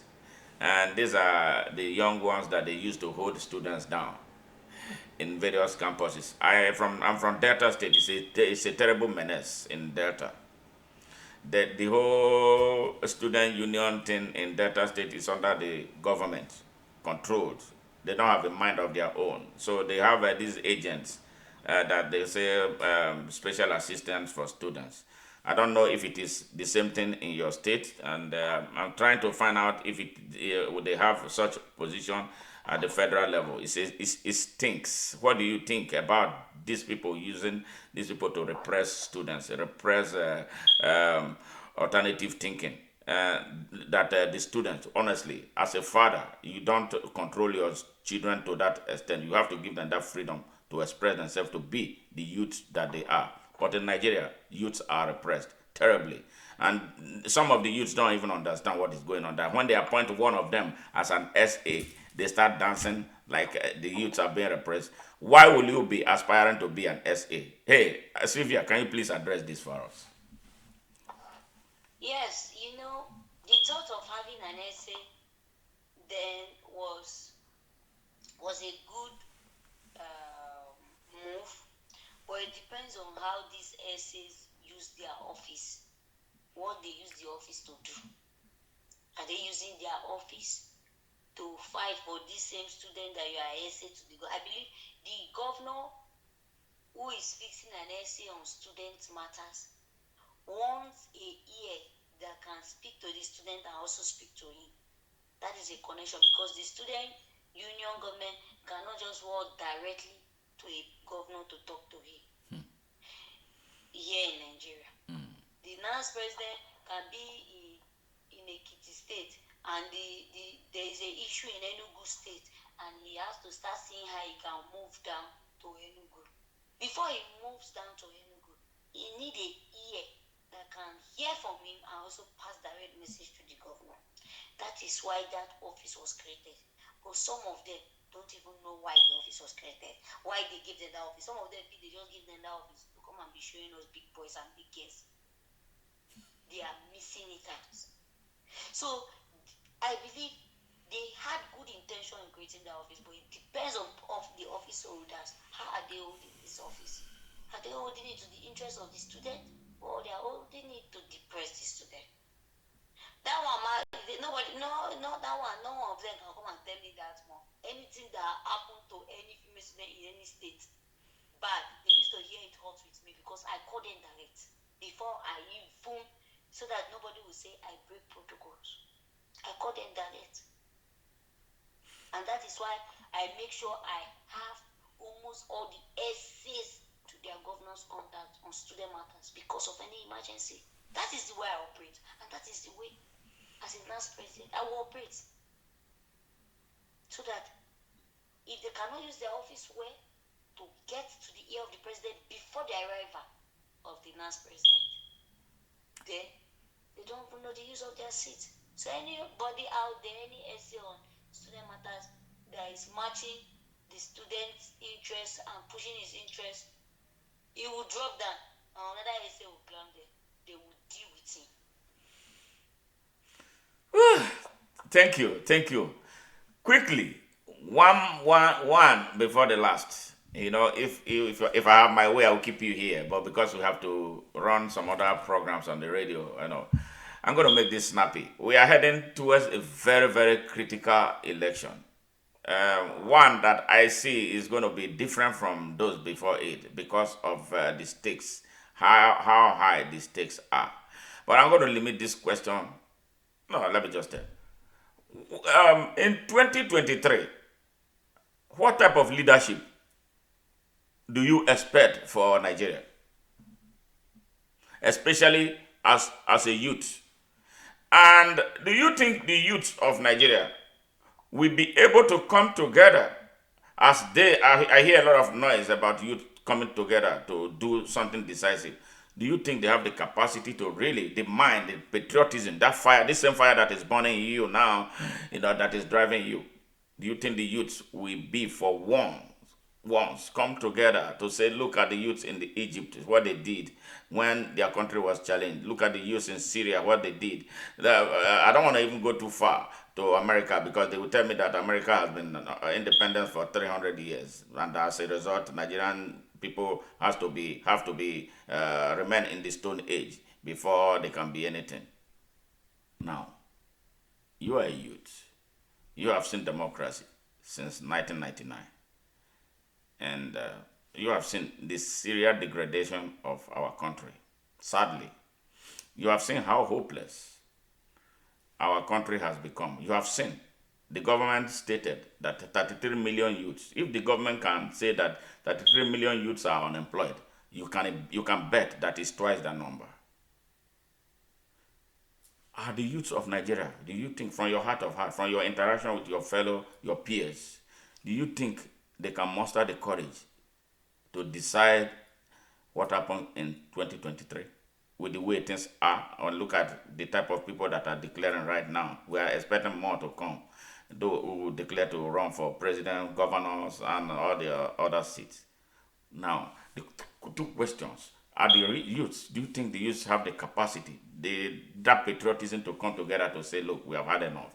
We want a new direction for our country because it's in their hands. 123 million youths, have Nigeria actually waiting. They have all of us waiting. That's one part of the question. Now, the second part of the question, what type of leadership do you expect ahead of 2023? Yes, for the first question, youth can do what they have put their mind to do. Forget that they say youth are not united. We don't love each other. It's a lie. The story of the answers will let you that we still communicate. And this 2023, it will be a shocking one for anybody who thinks he can maneuver the youth. Yes, I can't say 100% that the youth are together, but I can say 80% the youth are together. And this togetherness is not for a bad thought, but for a good governance.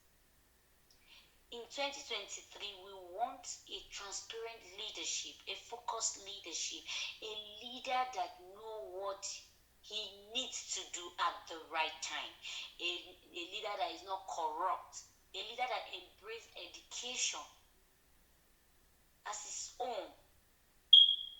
That is the kind of leader we need.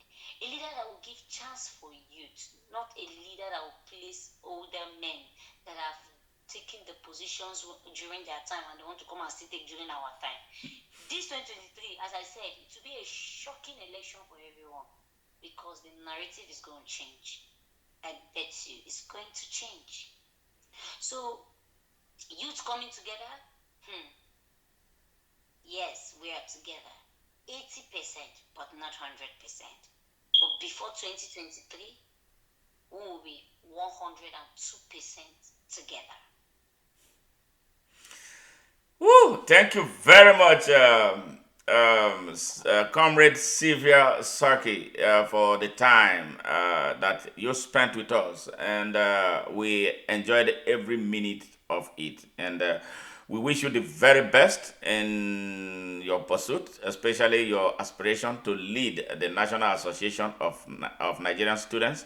And we'll be following your progress. And I hope you will oblige us when we invite you a second and a third and perhaps a fourth time before the election and moments after the election, to as we enjoy the special quality that you profile, you present. We love what you have been doing. I personally have followed you for some time, and I can come to a conclusion that you are a serious Nigerian youth.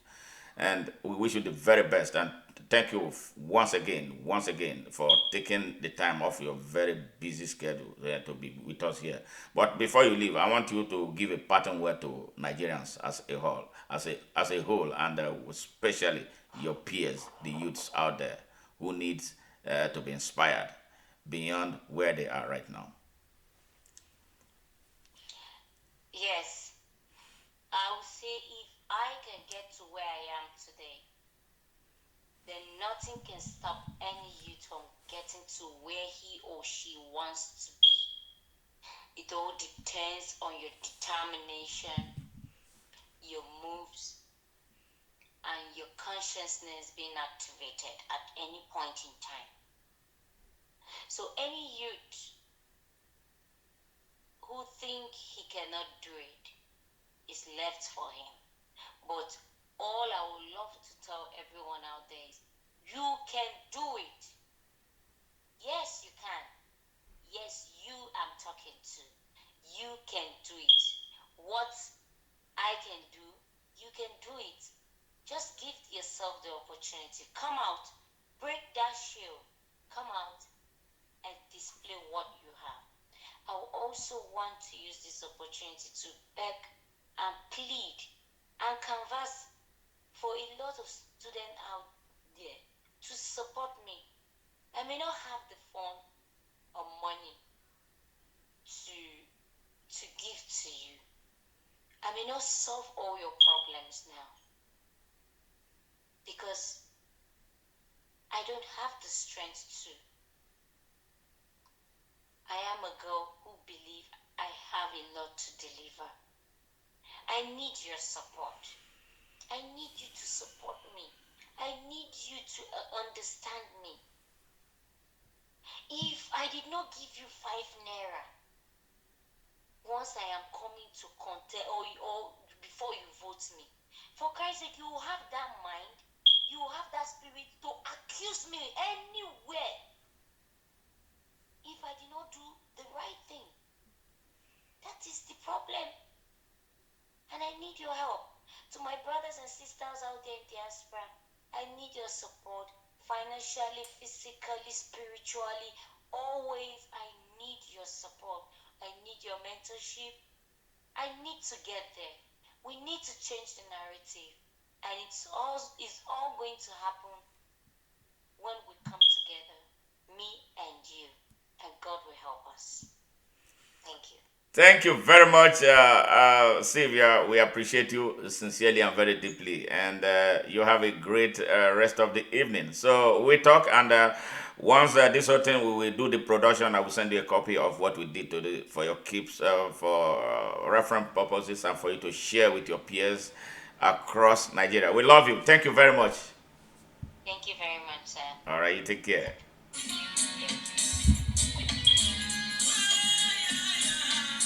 Yeah, that was Syvia Sarki, a young lady with so many things going on for her, and now she wants to add more. And the presidency of the National Association of Nigerian Students. You heard her lay it out, and you decide. You are the ones, the voters, and I have not had the opportunity of hearing from any other person. I don't even know if there is someone else that is contesting for that position. But Nigerians, I think we need a new sense of direction, especially at that critical demographic of our young people, the future of Nigeria. We have been told so many times, even in our own time, that the youths are the leaders of tomorrow. Let us give them the opportunity to really lead. And it starts from the campus right there.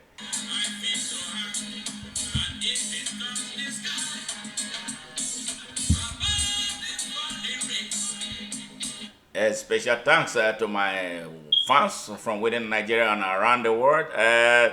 Hey, Chidi from Germany, thank you very much. I always appreciate you tuning in. And Edith Deremo from Ireland, Dublin, Ireland, thank you, thank you. And Eunice from London, UK.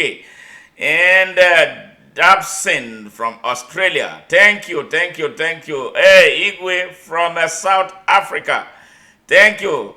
Bola from Akure, Ondo State. Thank you very much for tuning in. We appreciate you. And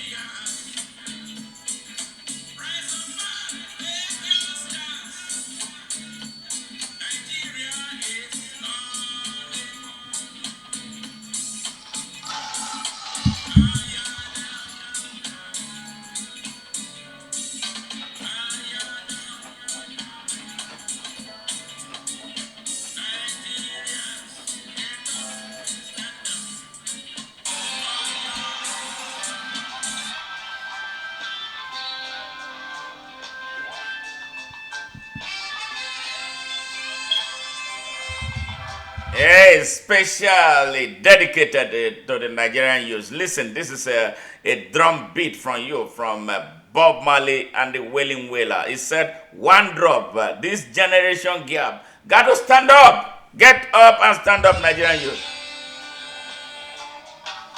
Feel it in the one drop,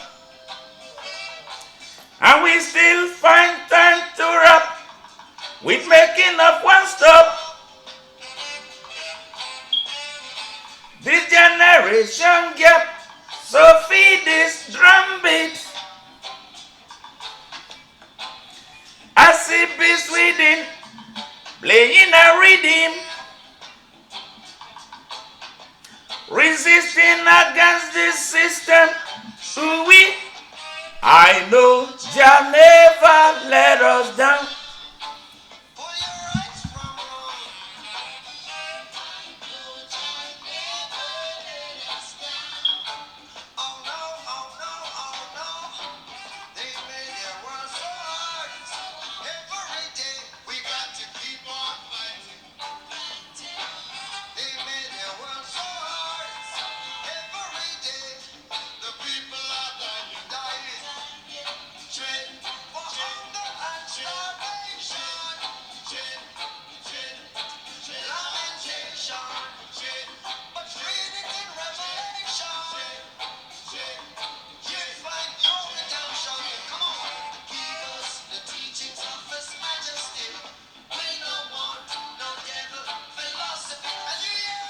Give us the teachings of the Almighty, for we no one, no devil's philosophy.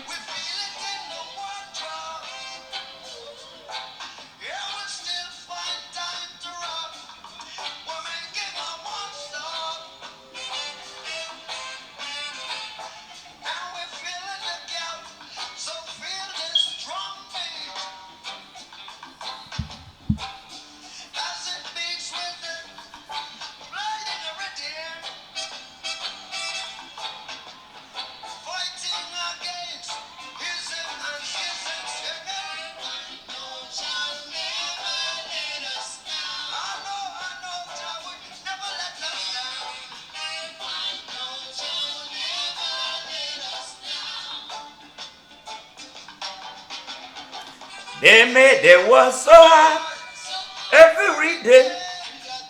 Yeah, they made our world so hard. They made life so hard in Nigeria.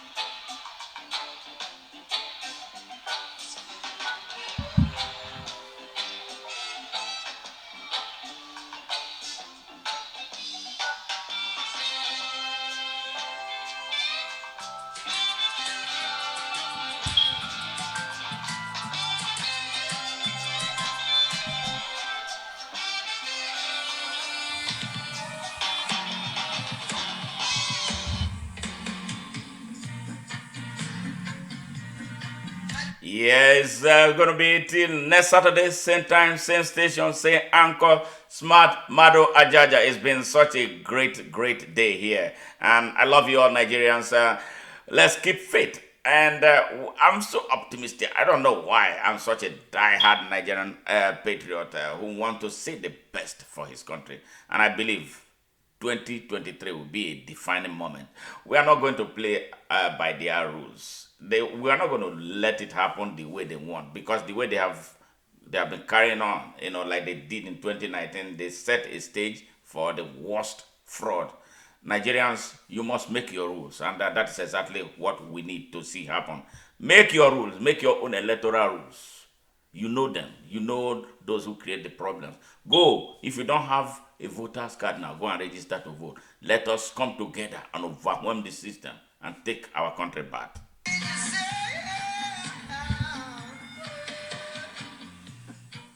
He got a job to do, and he's got to fulfill that mission. To see his earth is the greatest ambition. But we will survive in this world of competition. As no matter what they do, that you keep on coming through. And no matter what they say, that you see there every day, that you dread rise again. Through the mystics of tomorrow, that you dread rise again. Having no fear, having no sorrow. All in all you see, I want is to fight against the Rasta man. So they build a world and bring confusion to force on us the devil's illusion. But the stone that the builder refused shall be the head cornerstone. And no matter what game they play, there is something they can never take away. Something they can never take away. And it's the fire that's burning down everything. Feel the fire, the fire, fire, the fire. Only the birds have wings. No time to be deceived. You should know and not believe. Just say this judgment would never be with water. No water can put out this fire. This fire. This fire. This fire. Right now to ride.